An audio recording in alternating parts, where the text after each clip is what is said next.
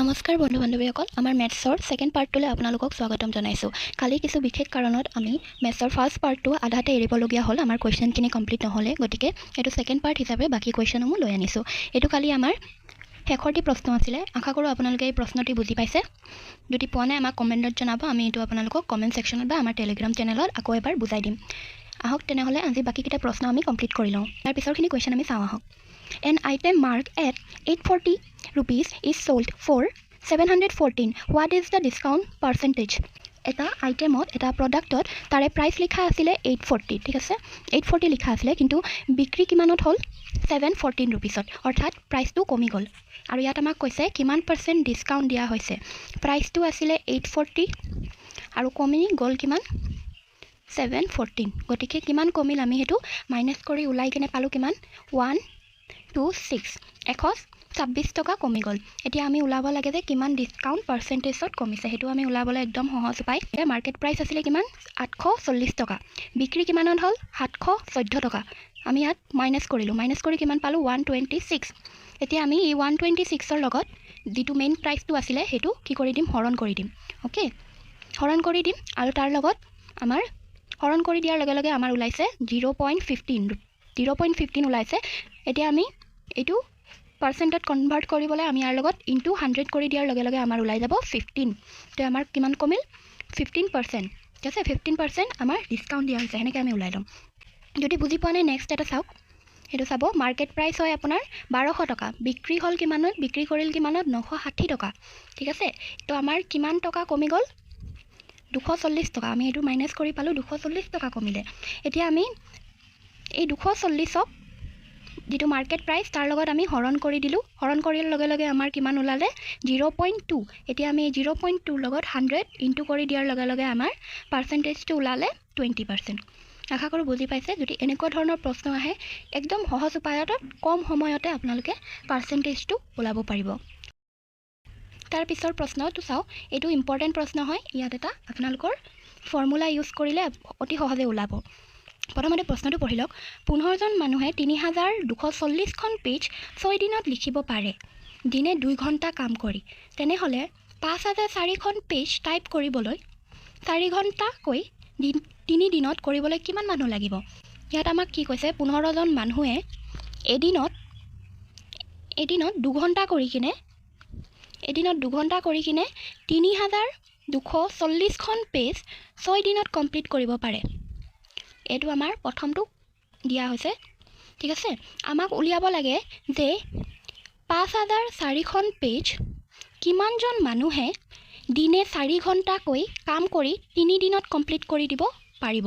আমাক ইয়াত ওলাব লাগে পাৰ্চেণ্ট। অ'কে, তো ইয়াত আমাৰ ফৰ্মুলাটো হ'ব P1 H1 D1, তাৰপিছত P2 H2 D2 is equal W1 W2। P1 person, H মানে হৈছে আৱাৰ, D মানে হৈছে ডে, তাৰপিছত W মানে হৈছে ৱাৰ্ক। ইয়াত আমাৰ লিখা হৈছে, ঠিক আছে। এইখিনি চাইড হ'ব। অ'কে, আপোনালোকে খালি এইটো ফৰ্মুলাটো মনত ৰাখিলে হ'ল। অতি সহজ ফৰ্মুলা হয়, আমি কৰিলেই গম পাই যাম, ঠিক আছে।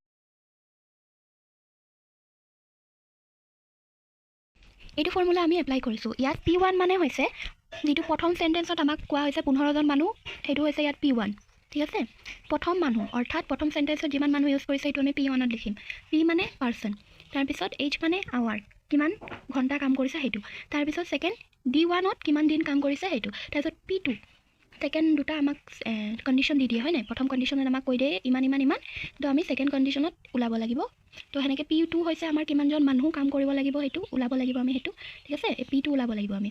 তাৰপিছত আমাৰ H2 দিয়া হৈছে, D2 দিয়া হৈছে, ৱাৰ্ক দিয়া হৈছে প্ৰথমটো আৰু ছেকেণ্ডটো দিয়া হৈছে। আমি ইয়াত ওলাব লাগিব P2। বুজিছে নিশ্চয়? আমি আটাইবোৰৰ মান ইয়াত বহাই দিছোঁ, ঠিক আছে। P1 মানে কেইজন আছিলে 15জন আছিলে। তাৰপিছত প্ৰথম কণ্ডিশ্যনত কিমান ঘণ্টাকৈ আছিলে 2 ঘণ্টাকৈ আছিলে। তাৰপিছত কিমান দিন আছিলে 6 দিন আছিলে, হয়নে। তাৰপিছত P2 আমাক ওলাব লাগে ছেকেণ্ড কণ্ডিশ্যনত পাৰ্চন কিমানজনে কাম কৰিছে সেইটো ওলাব লাগে। তাৰপিছত কেইঘণ্টাকৈ, দিনে 4 ঘণ্টাকৈ, কেইদিন 3 দিন, ৱাৰ্ক কিমান আছিলে, প্ৰথম ৱাৰ্ক আছিলে আপোনাৰ 3240 আৰু ছেকেণ্ড কণ্ডিশ্যনত কিমান টাইপ কৰিব লাগে 5400। এতিয়া আমি ইয়াত কাটাকাটি কৰিম। ইয়াত আমাৰ 0 0 কাটা খাল, তাৰপিছত 3 2 গ'ল, ঠিক আছে, 2 4 গ'ল, তাৰপিছত দেখিলোঁ 2 2 গ'ল, এইখিনি আমাৰ গোটেইখিনি কাটি গ'ল। এতিয়া আমি 324 কিহেৰে যাব? 4ৰে যাব। অ'কে, 4ৰে কেনেকৈ যাব? 4 8 গুণ কিমান? 4 8 গুণ 32 থাকিলে কিমান আমাৰ 1, তো 4 গুণ 4, তো ইয়াত হৈ গ'ল আমাৰ 81। অ'কে, তাৰপিছত তলৰটো চাব, 4ৰে যাব আমাক এইটো, তাৰপিছত 4 গুণ 4, ইফালে আমাৰ 1টো গুচি গ'ল, 4 গুণ 4 4 গুণ 8, 4 3 গুণ 12। অ'কে, তো ইয়াত আমাৰ 2টো গুচি গ'ল, আৰু 4 5 গুণ কিমান? 4 5 গুণ 20, তো ইয়াত আমাৰ হৈ গ'ল লাষ্ট 35। এতিয়া আমি 81 আৰু 135ক কাটিম। 81ক কিহেৰে যাব? আমাৰ 9ৰে যাব, হয়নে? 9 9 গুণ কিমান? 81, তো 81ক কিমানে গ'ল? 9। অ'কে, এইটো আমাৰ 9ৰে যাবনে? 9 গুণ 9 থাকিল কিমান? 4, 45, 45কো 9ৰে যাব হ'ল, তো আমাৰ কিমান হ'ব ইয়াত? 15 লাষ্ট। এতিয়া আমাৰ 9 আৰু 15 বাছিল। এই 9টো কিহেৰে যাব? 3ৰে যাব। 9 3 3 গুণ 9, 15টোকো 3ৰে যাব, 3 5 গুণ 15। অ'কে, 5 3 বাচি গ'ল, 5 আৰু 3, বুজি পালে নহয় এইখিনিলৈকে? 5 আৰু 3, তো ইফালে আমাৰ বাচিলে 15 ডিভাইডেড P2, 15 ডিভাইডেড P2, আৰু ইফালে বাচিলে আমাৰ 3 ডিভাইডেড 5।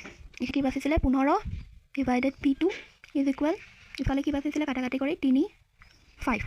আমাক লাগে কি? P2 লাগে। এনেকৈ এনেকৈ কাটাকাটি হ'ব, মানে P2 ইনটু 3, ইফালে 5 ইনটু 15।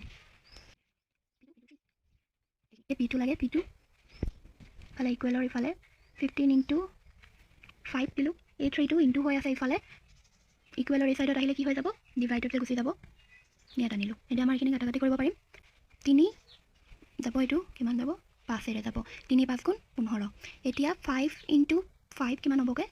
25, তো P ইজ ইকুৱেল, পিৰ মানটো কিমান হ'ল? 25, বুজিলে কাটাকাটিখিনি?